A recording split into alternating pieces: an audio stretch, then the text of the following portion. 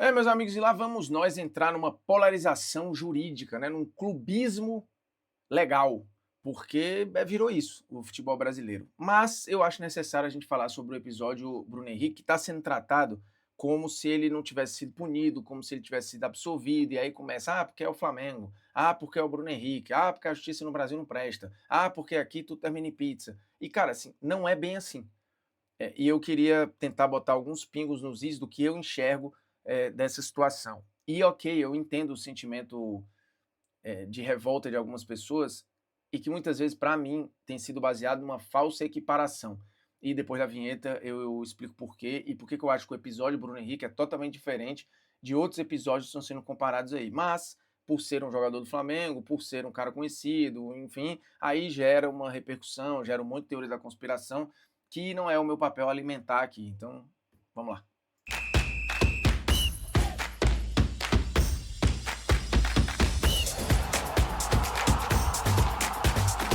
Fala moçada, beleza? O Bruno Formiga na nada mais, convidando você aí a se inscrever no canal, tocar na notificação, deixar o seu like, seu dislike, comentar o conteúdo, compartilhar o conteúdo aí nos seus grupinhos de WhatsApp, porque é o seguinte, vamos falar do episódio Bruno Henrique.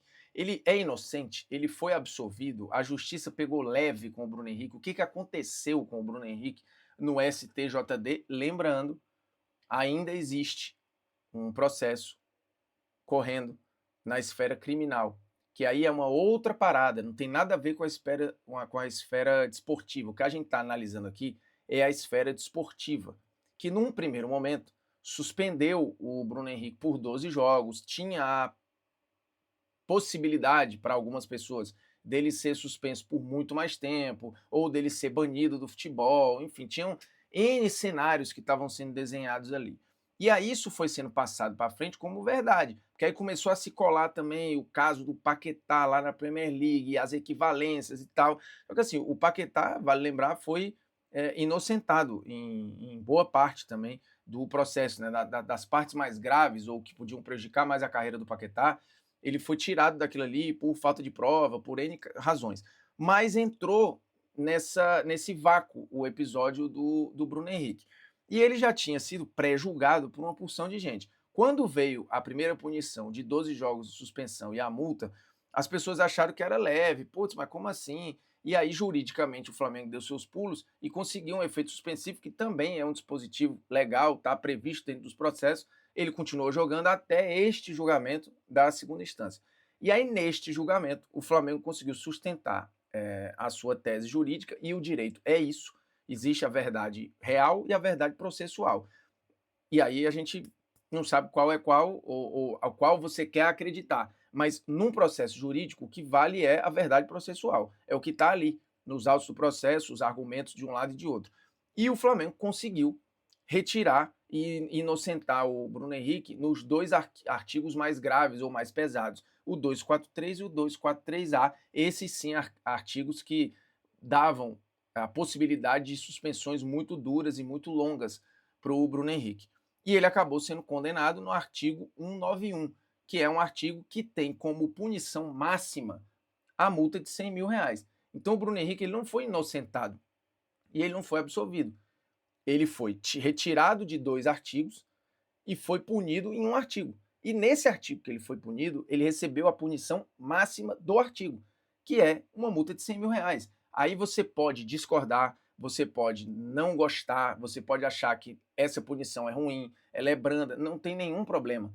A gente pode questionar o regulamento, questionar o Código Brasileiro de Justiça Desportiva, pode questionar uma porção de coisa.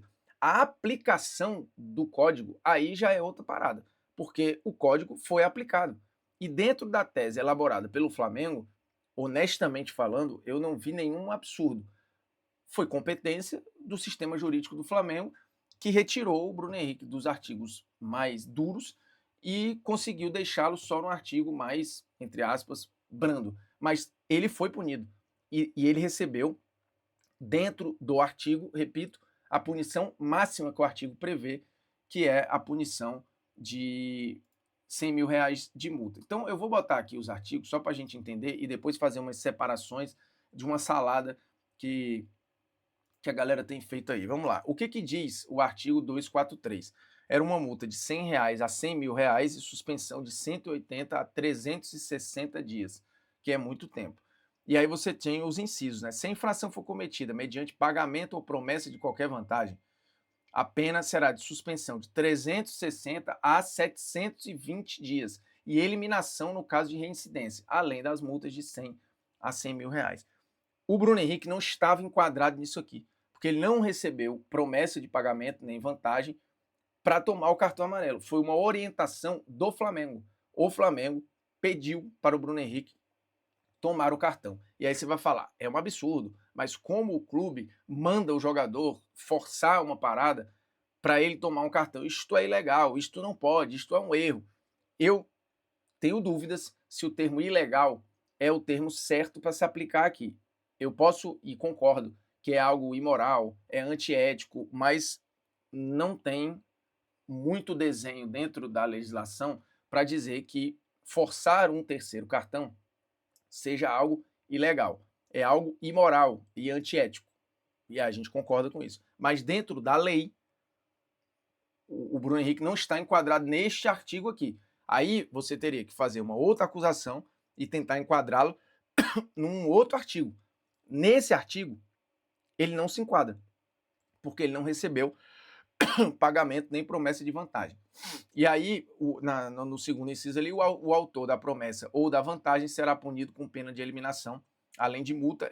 Não tem o autor da promessa e nem da vantagem. Essa figura não existe, porque o cartão foi tomado a pedido do Flamengo. Só para deixar claro porque ele saiu do 243. 243A fala de pena, 100 a 100 mil reais e suspensão de 6 a 12 partidas, provas ou equivalentes, se praticada por atleta, mesmo se suplente, treinador, médico ou membro da comissão técnica, ou pelo prazo de 180 dias a 360 dias, se praticado por qualquer outra pessoa natural submetida a este código. No caso de reincidência, a pena será de eliminação. Parágrafo único. Se do procedimento atingisse o resultado pretendido, o órgão judicante poderá anular a partida, prova ou equivalente, e as penas serão de multa e suspensão de 12 a 24 partidas. Num primeiro momento, ele tinha sido punido dentro desse artigo aqui. E aí, não existia, num segundo momento, o Flamengo, ao se colocar como agente do pedido, né, também retirou o Bruno Henrique desse. E ele acabou sendo condenado no 191, deixar de cumprir ou dificultar o cumprimento do regulamento da competição, que é de obrigação legal, de deliberação, resolução, determinação, exigência, requisição, qualquer autor administrativo do CNE, de regulamento geral ou especial da competição. Multa, R$ 100 a 100 mil com fixação de prazo para cumprimento da obrigação. Então, dentro do artigo que ele foi punido, ele pegou a pena máxima. E lembrando, ainda existe o processo rolando na esfera criminal, numa denúncia do Ministério Público do Distrito Federal. E aí, lembrando, né, em abril desse ano, a Polícia Federal indiciou o Bruno Henrique por fraude esportiva. O atacante do Flamengo foi denunciado no artigo 200 da Lei Geral do Esporte, é outra parada, fraudar por qualquer meio ou contribuir para que se fraude de qualquer forma o resultado da competição esportiva ou evento a ela associado, com pena de 2 a 6 anos de reclusão, que não tem nada a ver com a suspensão do direito de jogar futebol, que foi na esfera desportiva. A denúncia foi aceita pela Justiça do Distrito Federal e o atleta ainda será julgado na esfera comum, que é o que eu estou dizendo aqui. Então, ele ainda pode ser punido nisso aqui. Porque, de novo, aí você vai falar, mas como assim? O Bruno Henrique avisou para o irmão dele acabou fazendo uma aposta, e outros familiares também, que foi uma consequência da informação que ele deu ou da conversa que ele teve, enfim. Só que dentro do Código de Justiça Desportiva não cabe esse problema, essa questão, e aí a gente vai prejulgar que ele fez porque quis, ou que ele fez na inocência, ou que aí cabe a você e cabe a quem vai julgar lá, não cabe a mim aqui. Nesse processo, dentro do STJD, isso não cabia em nenhum daqueles artigos ali. Na esfera comum, na esfera criminal, pode ser que desenrole alguma coisa e ele sofra uma punição, seja detido, enfim, pode acontecer. Neste caso, não. E é aí que eu acho que a gente precisa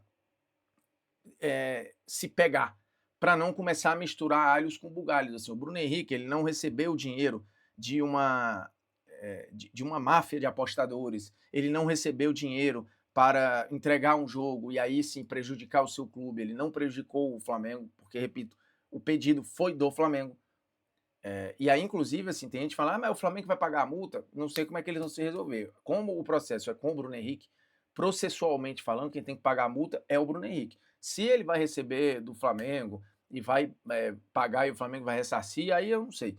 Esse dinheiro vai sair de uma conta do Bruno Henrique para a conta da Justiça. Agora, o que vai acontecer depois, não faço a menor ideia.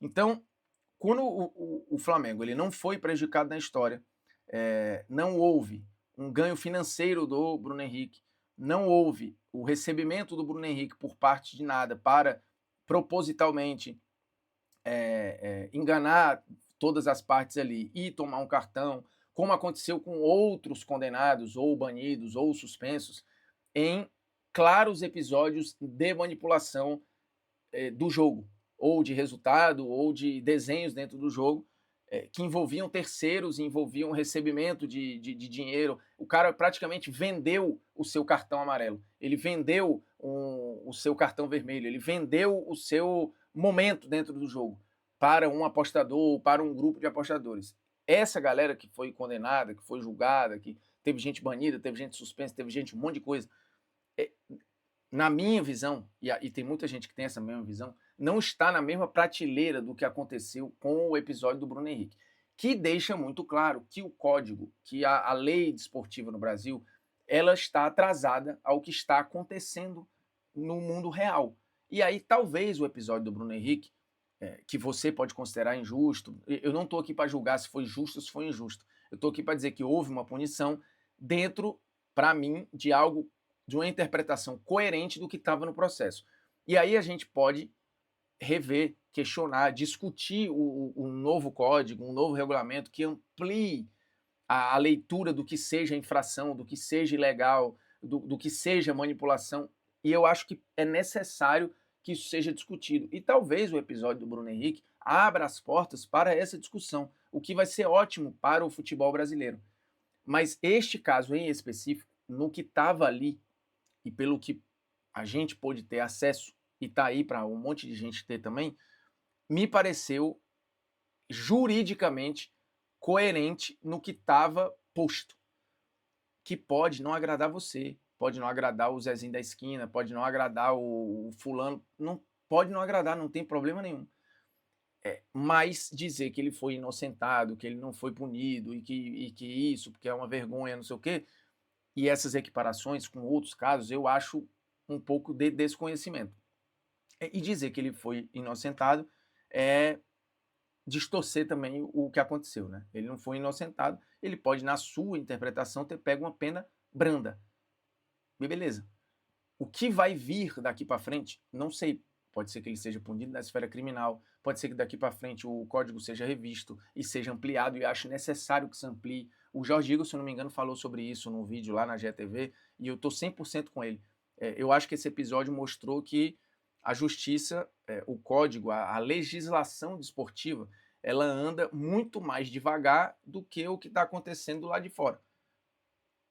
E ok, temos um problema e precisa ser resolvido. Mas o Bruno Henrique talvez seja esse divisor de águas, talvez. Mas, de novo, repito, dentro do que foi posto, me parece que a decisão ela não é um absurdo. E aí você pode comentar aqui embaixo. Obviamente tentando ter o mínimo de racionalidade, tá? Beleza? Não comente com o seu estômago, tá bom? É nóis, tamo junto, um abraço, satisfações.